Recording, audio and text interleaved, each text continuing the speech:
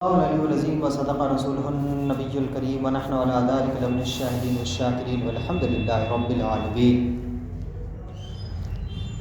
حضرات محترم، قرآن پاک کے 25ویں پارے کی سورہ دخان کی آیت کریمہ آپ کے سامنے تلاوت کی ہے۔ اس پہ تفصیلی گفتگو کرنے سے پہلے سب سے پہلے حضور کائنات تاجدار مدینہ سرور المسینہ صلی اللہ تعالیٰ علیہ وسلم کی بارگاہ میں ہدیہ درود پیش کریے۔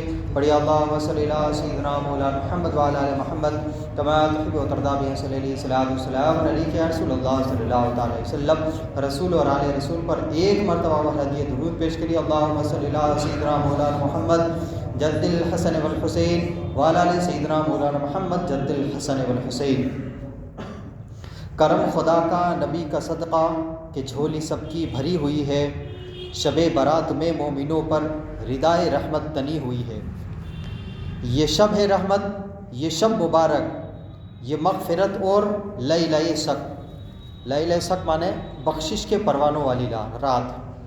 یہ شب ہے رحمت، یہ شب مبارک، یہ مغفرت اور لیلہ شک۔ رسید بخشش ملے گی بے شک، یہ آس اپنی بندھی ہوئی ہے۔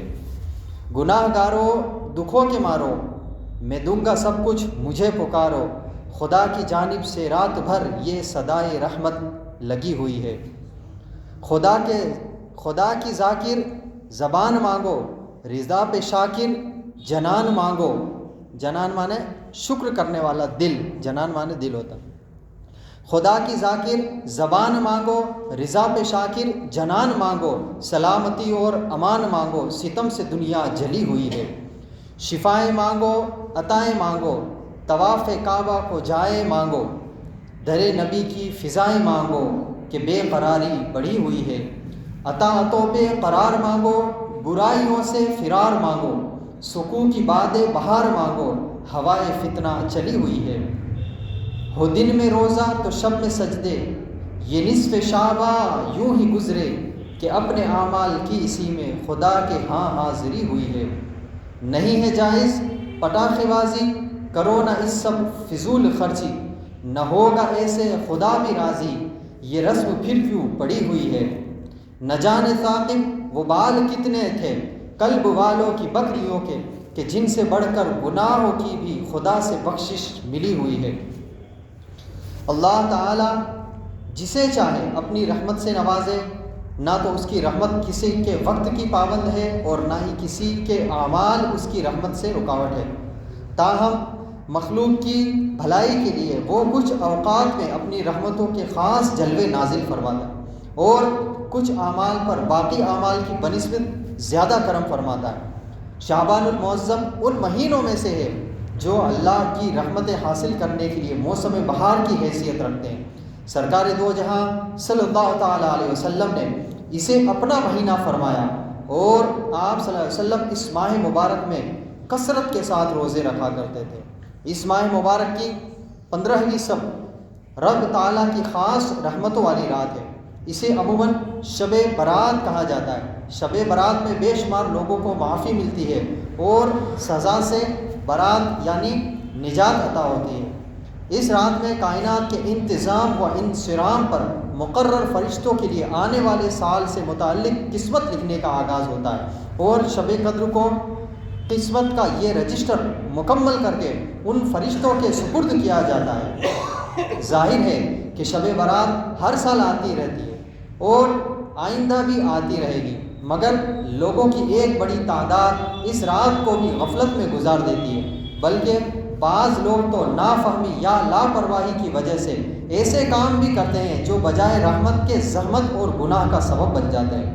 ضرورت اس بات کی ہے کہ ہم اس رات میں وہ کام کریں جن سے رب تعالیٰ کی رحمت حاصل ہوتی ہے اور ان کاموں سے بچیں جن کا ارتکاب کرنے والے محروم رہ جاتے ہیں۔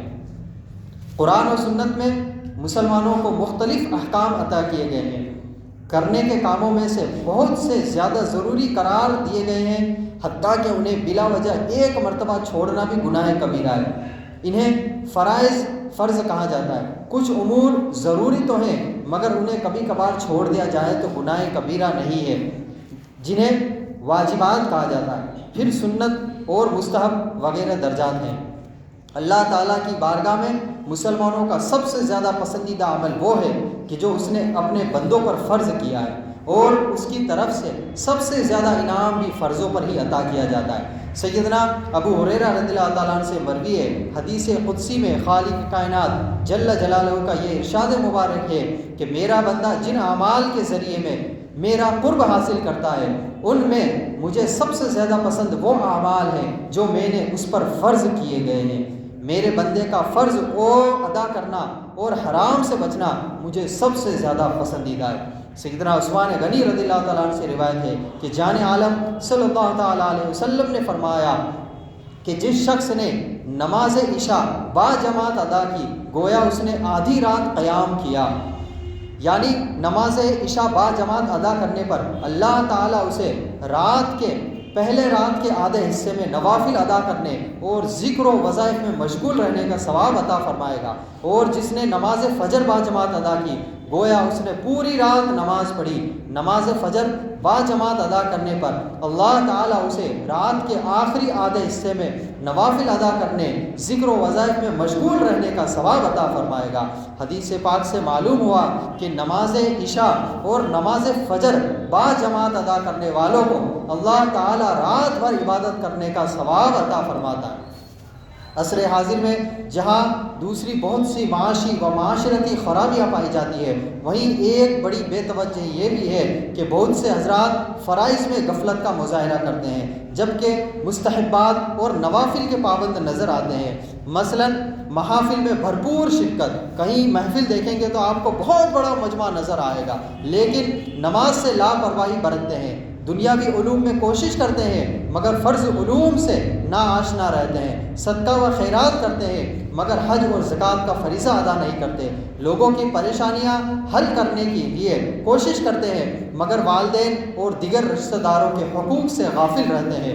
ہمیں چاہیے کہ شب برات میں سبھی اعمال خیر خوب جوش و خروش سے سر انجام دے، اور یہ بھی ذہن میں بٹھا کے رکھے کہ سب سے زیادہ ضروری فرائض ہیں، باقی سب کچھ ان کے بعد ہے۔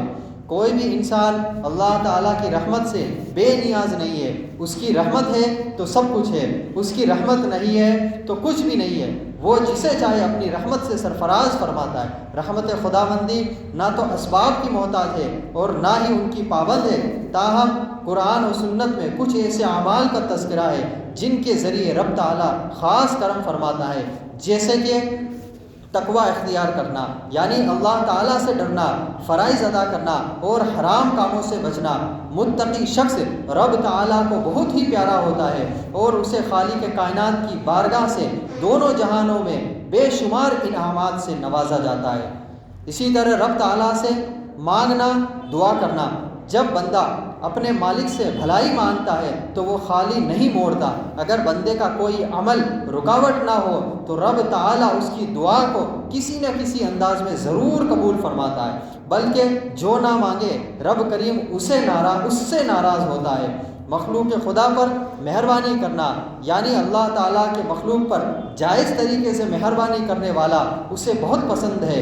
جو مخلوق پر رحم کرے اللہ اس پر رحم فرماتا ہے، اور جو مخلوق پر مہربانی نہ کرے اللہ تعالیٰ اس پر بھی رحم نہیں فرماتا۔ اسی طرح قرآن کریم پڑھنا اور سننا، اسی طرح دیگر اذکار بالخصوص درود پاک میں مشغول ہونا، قرآن مجید اور دوسرے تمام اذکار کا مقصد رب تعالیٰ کو یاد کرنا ہے۔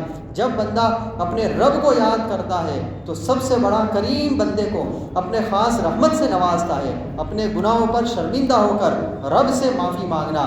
ہمیں چاہیے خاص رحمت والی رات میں زیادہ سے زیادہ ایسے اعمال بجا لائیں جن پر رب تعالیٰ کی رحمت نصیب ہوتی ہے۔ متعدد احادیث مبارکہ سے معلوم ہوتا ہے کہ اللہ تعالیٰ شب برات میں بہت زیادہ بخشش و مغفرت فرماتا ہے۔ ام المومنین سیدتنا عائشہ صدیقہ رضی اللہ تعالیٰ عنہا سے مروی ہے کہ رسول کریم صلی اللہ علیہ وسلم نے ارشاد فرمایا، ان اللہ عز و جل ینزل لیلۃ النصف من شعبان الی السماء الدنیا فیغفر لاکثر من عدد شعر غنم کلب، یعنی شعبان کی 15ویں رات کو اللہ تعالیٰ اپنی خاص رحمت کے ساتھ آسمان دنیا پر تجلی فرماتا ہے جیسا کہ اس کی شان کے لائق ہے۔ چنانچہ قبیلہ بنو کلب کی بکریوں کے بال سب سے زیادہ ہے تو ان کے بالوں سے زیادہ گناہوں کی بخشش فرماتا ہے۔ چنانچہ شب برات کے سب سے زیادہ ضروری کاموں میں سے ایک کام یہ ہے کہ انسان رب تعالیٰ کی بارگاہ میں اپنی گناہوں سے سچی توبہ کرے اور اپنی نجات کے لیے فکر مند ہو۔ سچی توبہ، علماء کرام نے لکھا ہے کہ سچی توبہ کے لیے 3 باتیں ضروری ہے۔ پہلا، اپنے گناہوں کا اعتراف کرنا، ایکسیپٹ کرنا کہ ہاں میں نے یہ گناہ کیا ہے۔ دوسرا، ان پر شرمندہ ہونا، اور تیسرا، آئندہ ان گناہوں کو نہ کرنے کا پختہ ارادہ کرنا۔ ارشاد باری تعالیٰ، یا ایھا الذین آمنوا توبوا الی اللہ توبۃ نصوحا، اے ایمان والو اللہ کی بارگاہ میں ایسی توبہ کرو جس کے بعد گناہوں کی طرف نہ لوٹنا۔ ایسی توبہ کرو کہ اعمال میں اس کا اثر معلوم ہو اور آئندہ گناہوں سے بچتے ہوئے نیکیوں میں زندگی بسر کرو۔ جن گناہوں کا تعلق حقوق اللہ سے ہے جیسے کہ نماز، روزہ، حج، زکوٰۃ، قربانی وغیرہ، ان کی ادائیگی میں سستی کرنا، بدنگاہی کرنا، قرآن پاک کو بے وضو ہاتھ لگانا، شراب نوشی کرنا، فحش گانے سننا دیکھنا وغیرہ، ان سے توبہ کی تفصیل یہ ہے کہ اگر عبادات میں کوتاہی ہوئی ہو تو توبہ کرنے کے ساتھ ساتھ ان عبادات کی قضا بھی واجب ہے۔ مثلا اگر نمازیں چھوٹ گئی یا رمضان المبارک کے روزے نہ رکھے تو ان کا حساب لگائے اور ان کی قضا کرے۔ اگر زکوٰۃ کی ادائیگی میں کوتاہی ہوئی ہو تو حساب لگا کر اسے ادا کرے۔ حج فرض ہو جانے کے باوجود نہیں کیا تھا تو اب کرے۔ اگر ان گناہوں کا تعلق عبادات میں کوتاہی سے نہ ہو، مثلا بد نگاہی، شراب نوشی وغیرہ، تو ان پر ندامت و شرمندگی کا اظہار کرتے ہوئے بارگاہ الہی میں توبہ کرے اور نیکیاں کرنے میں مشغول ہو جائے۔ اور یہ بھی یاد رہے کہ بعض گناہ پوشیدہ ہوتے ہیں اور بعض اعلانیہ، مثلا داڑھی منڈانا، شرعام شراب پینا وغیرہ۔ جو گناہ کسی پر ظاہر نہ ہوا ہو اس کی توبہ پوشیدہ طور پر کرے اور اپنا گناہ کسی پر ظاہر نہ کرے، اور اگر گناہ اعلانیہ ہے، سب کے سامنے کیا ہے، تو اس کی توبہ بھی سب کے سامنے کرے۔ ہر انسان پر جس طرح اللہ تعالیٰ کے حقوق ہے اسی طرح اس کے بندوں کے بھی حقوق ہے۔ شریعت مطہرہ میں تفصیل یہ ہے کہ والدین کے اولاد پر کیا حقوق ہے اور اولاد کے والدین پر کیا حقوق ہے، مشائخ و اساتذہ کے، مریدین و تلامذہ کے کیا حقوق ہے، مریدین و تلامذہ کے مشائخ اور اساتذہ پر کیا حقوق ہے۔ اسی طرح زوجین یعنی میاں بیوی، پڑوسیوں، اہل محلہ اور لین دین والوں کے حقوق کی بھی مکمل وضاحت ہے۔ حقوق اللہ کی تعظیم اگرچہ زیادہ ہے مگر بندوں کے حقوق کا معاملہ ان سے بھی مشکل اور اہم ہے۔ اللہ تعالیٰ کے حقوق کا معاملہ اس کے سپرد ہے، وہ توبہ نہ کرنے والوں کو چاہے تو معاف فرمائے اور چاہے تو سزا دے، جبکہ بندوں کے حقوق کا معاملہ سخت ہے۔ رب تعالیٰ بندوں کا بھی مالک ہے اور ان کے حقوق کا بھی مالک ہے۔ وہ چاہتا تو بندوں کے حقوق بھی اپنے سپرد رکھتا، مگر اس نے کمال انصاف سے یہ ضابطہ، یہ قانون مقرر فرمایا ہے کہ بندوں کے حق تلفی ہو تو جب تک حق والا معاف نہیں کرے گا تب تک معافی نہیں ہوگی۔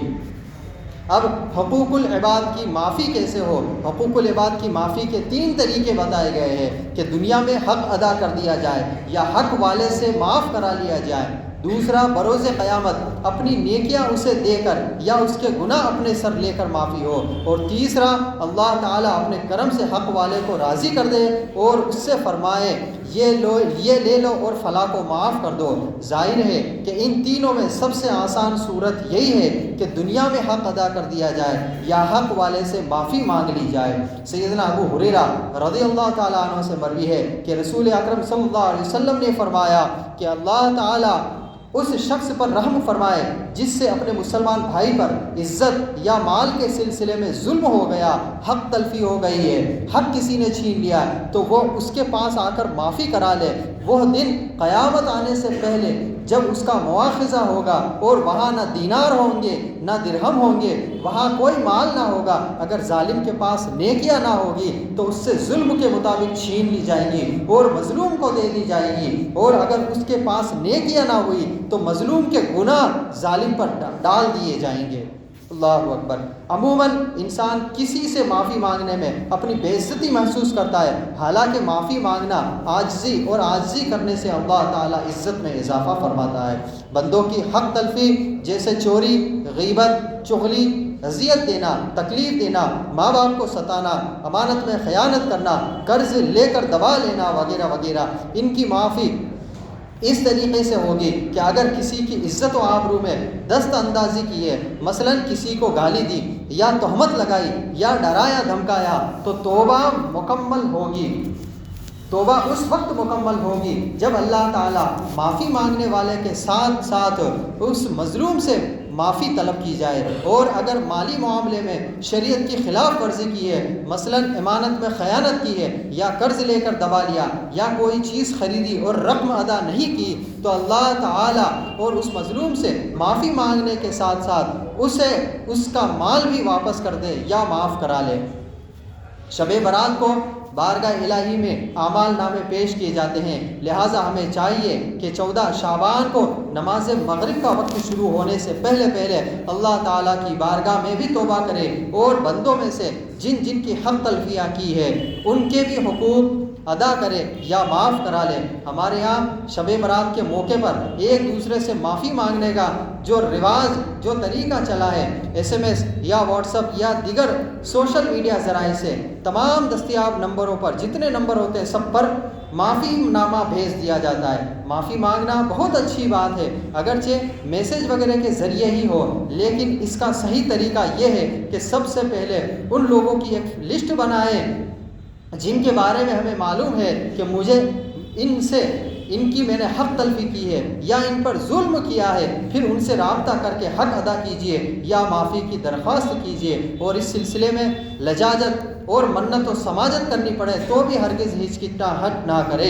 ان لوگوں سے معافی حاصل کرنے کے ساتھ ساتھ اگر احتیاطاً ہر ایک سے معافی مانگ لی تو بہت اچھا، لیکن اگر ایسا ہو کہ جن کی حق تلفی ہوئی ہے ان سے معذرت کا نام ہی نہیں اور باقی سب کو میسج کر دیا، تو اس کا مطلب یہ ہے کہ یہ معافی کی ایک رسمی اور درخواست ہے، ایک ایسا میسج فارورڈ کر دیا اور ہم نے یہ سمجھا کہ بوجھ ہمارے سر سے اتر گیا، تو یہ معافی مانگنا مقصود نہیں ہوا ہے۔ معافی کی درخواست دل سے ہونی چاہیے، جس کی نشانی یہ ہے کہ آئندہ حق تلفی اور ظلم سے باز رہے۔ اگر زبان یا تحریر سے یعنی لکھاوٹ سے معنی کی بھی درخواست جاری ہے اور رویہ میں بھی کوئی تبدیلی نہیں ہے، حق تلفی بھی اسی طرح ہو رہی ہے، تو یہ معافی کی درخواست نہیں بلکہ مذاق اور دل آزاری ہے، دل دکھانا ہے۔ جب ہم سے کسی شخص کی حق تلفی ہو جائے، ہم کسی کا حق مار لے، کسی کو ستائے، معافی مانگنے کے لیے ہمیں شب برات کا انتظار کرنا کم عقلی ہے۔ کیا معلوم شب برات تک زندگی نصیب ہو یا نہ ہو۔ جب حق تلفی ہو تو فوراً حق ادا کرنا چاہیے اور معافی مانگ لینی چاہیے۔ میں نے تمام حقوق معاف کیے، اس طرح کے جملوں سے بھی بہت سارے حقوق معاف ہو جاتے ہیں، تاہم کچھ حقوق سنگین ہوتے ہیں، وہ اس طرح معاف نہیں ہوتے، ان کے بارے میں صراحت کے ساتھ معافی مانگنی چاہیے، یعنی اس کا نام لے کر کہ میں نے آپ کی فلاں حق تلفی معاف کی تھی، اللہ کی رضا کے لیے وہ مجھے معاف کر دے۔ جب کوئی شخص دوسرے شخص سے معافی مانگے تو اللہ تعالیٰ یہ پسند فرماتا ہے کہ اپنے رب کو خوش کرنے کے لیے معاف کر دے، البتہ ناراضگی کی کوئی شرعی وجہ ہو تو الگ بات ہے۔ رب تعالیٰ کا ارشاد ہے وَلْيَعْفُوا وَلْيَصْفَحُوا أَلَا تُحِبُّونَ أَن يَغْفِرَ اللَّهُ لَكُمْ وَاللَّهُ غَفُورٌ رَحِيمٌ، اور انہیں یعنی فضیلت والوں کو چاہیے کہ معاف کر دے اور درگزر کرے۔ کیا تم اس بات کو پسند نہیں کرتے کہ اللہ تمہاری بخشش فرما دے، اور اللہ بخشنے والا مہربان ہے؟ تو تمہاری بھی خواہش ہے کہ اللہ تعالیٰ تمہیں معاف کر دے، تو چنانچہ لوگوں کو معاف کر دو اور اللہ تعالیٰ تمہیں معاف فرما دے گا۔ جب کوئی شخص دوسرے شخص سے معذرت کر لیتا ہے اور سچے دل سے معافی مانگ لیتا ہے تو حق والے پر لازم ہے کہ کوئی شرعی رکاوٹ نہ ہو تو معاف کر دے، اگر وہ بلا وجہ معاف نہیں کرتا تو گناہ گار ہے۔ حضرت جودان رضی اللہ تعالیٰ عنہ سے مروی ہے کہ خاتم النبیین صلی اللہ علیہ وسلم نے فرمایا جس نے اپنے مسلمان بھائی سے معذرت کی اور اس سے بلا وجہ معذرت کو قبول نہ کیا تو اس پر ظالمانہ ٹیکس لینے والا جتنا گناہ ہوگا۔ شب برات میں اللہ تعالیٰ کی رحمت سے بے شمار مسلمانوں کی مغفرت ہو جاتی ہے، مگر کچھ بد نصیب اس مبارک رات میں بھی اپنی کرتوتوں کی وجہ سے محروم رہ جاتے ہیں۔ رسول اللہ صلی اللہ علیہ وسلم نے ہمیں ان لوگوں کی بھی خبر عطا کی ہے تاکہ ہم ان کاموں سے بچیں جن کی وجہ سے بندہ محروم ہو جاتا ہے۔ احادیث طیبہ کا خلاصہ یہ ہے کہ بہت سارے ایسے گناہ ہیں جن کا ارتکاب کرنے والے سچی توبہ کے بغیر شب برات میں بھی اللہ تعالیٰ کی مغفرت اور معافی کے حقدار نہیں بن سکتے۔ وہ کون ہے؟ ماں باپ کا نافرمان، سود خور، شراب کا عادی، بدکاری پر اصرار کرنے والا، قطع رحمی کرنے والا یعنی رشتے توڑنے والا، چغل خور، مسلمانوں سے ذاتی وجوہات کی بنا پر دشمنی اور کینہ رکھنے والا، یعنی ہم اپنے مسلمان بھائی سے اپنی کسی ذاتی بنا پر کینہ اور دل میں بغض و عداوت نہ رکھے۔ مسلمان شب برات میں کوئی ایسا کام بھی سر انجام دیتے ہیں جو لازم تو نہیں ہے، البتہ انہیں کرنے میں ثواب ہے۔ شب برات میں مسلمانوں کی ایک بڑی تعداد اپنے مرحومین کی قبور پر جاتی ہے۔ قبروں کی زیارت کرنا اچھی بات ہے، البتہ یہ ذہن میں رکھنا چاہیے کہ زیارت قبور سے مقصود اس سے ہمیں حاصل دنیا سے بے رغبتی اور آخرت کی یاد ہے۔ قبرستان میں یہ تصور تازہ کریں کہ یہ اہل قبور بھی کبھی بڑی شان و شوکت والے تھے، حسین و جمیل مکانات میں رہتے تھے اور پرتعیش زندگی گزارتے تھے۔ دنیا کی ساری عشرتیں اور رشتہ داریاں اسی دنیا میں رہ گئی ہے۔ بعض لوگ زائرین کی سہولت کے لیے قبرستان میں روشنی کا انتظام کرتے ہیں، یہ اچھی بات ہے، البتہ یہ مناسب حد تک ہی ہونا چاہیے۔ اہل قبور کو جو نور کام آتا ہے وہ ایمان اور اعمال صالحہ کا نور ہے، انہیں ایصال ثواب کا فائدہ ہوتا ہے۔ مسلمانوں بالخصوص غریب لوگوں کو کھانا کھلانا بھی اچھی بات ہے، اس میں نہ تو شب برات کی کوئی تخصیص اور نہ ہی کسی کھانے کی پابندی ہے۔ اللہ تعالیٰ کی رضا کے لیے کھانا کھلانا بھی ثواب ہے اور شب برات میں اور زیادہ رحمت کا باعث ہے۔ حضرات محترم، شب برات کی رات میں آپ نے اکثر دیکھا ہوگا، اکثر جگہ پر جہاں پر ذکر و اذکار کرنا ضروری ہے، جہاں پر ہم جا کر بیٹھ کے ذکر و اذکار کرتے ہیں، جیسے کہ آپ مسجدوں میں دیکھیں نوافل پڑھتے ہوئے نظر آئیں گے۔ بہت سی ایسی درگاہوں پر دیکھا ہوگا آپ نے جہاں پر لوگ تسبیح و ذکر اذکار کرتے ہیں۔ آج کل کا یہ ٹرینڈ، میں ادے پور کی بات کر رہا ہوں، آج کل کا یہ ٹرینڈ بن چکا ہے کہ کچھ نعت خواں جمع ہو کر وہاں پر نعت خوانی کرتے ہیں۔ اب یہ گروپ میں جو نعت خوانی کرتے ہیں اس کی وجہ سے کئی لوگوں سے شکایت ملی ہے کہ صاحب ہم یہاں پر آ کے پہلے ذکر و اذکار کرتے تھے، نوافل پڑھتے تھے، لیکن جب سے یہ لوگوں نے نعت خوانی شروع کی ہے ان درگاہوں پر آ کے ہم ذکر نہیں کرتے، ہم جا کر یا تو اپنے گھر میں بیٹھ جاتے ہیں یا محفل میں۔ حضرات محترم، میں یہ نہیں کہہ رہا ہوں کہ نعت خوانی غلط بات ہے، لیکن آپ نے دیکھا ہوگا، آپ نے سنا ہوگا، کبھی قرآن خوانی میں دیکھا ہے کسی کو چلا چلا کر قرآن پڑھتے ہوئے؟ ہرگز نہیں۔ مسجد میں بھی ذکر اتنا کیا جائے کہ کسی کو ڈسٹرب نہ کیا جائے۔ جب قرآن پڑھنے کا زور سے حکم نہیں ہے قرآن خوانی کے اندر، یعنی کئی لوگ اگر قرآن پڑھ رہے ہو تو یہ اگر زور آواز سے، تیز آواز سے قرآن تلاوت کریں گے تو وہ تلاوت کرنا بھی حرام میں شمار ہے، تو یہ نعت خوانی کیسے جائز ہو سکتی ہے؟ یہ نعت خوانی کیسے جائز ہو سکتی ہے؟ آپ اپنی عبادت کریں، دوسروں کی عبادت کو ڈسٹرب نہ کریں۔ ہم معافی مانگنے آئے ہیں رب تعالیٰ کی بارگاہ میں، ہم رب تعالیٰ کی بارگاہ میں ذکر و اذکار کرنے کے لیے آئے ہیں، لیکن چند لوگوں کی وجہ سے اگر ہمارے ذکر و اذکار میں دخل ہو رہا ہے تو اس کے ذمہ دار بھی وہی لوگ ہیں۔ اللہ تبارک و تعالیٰ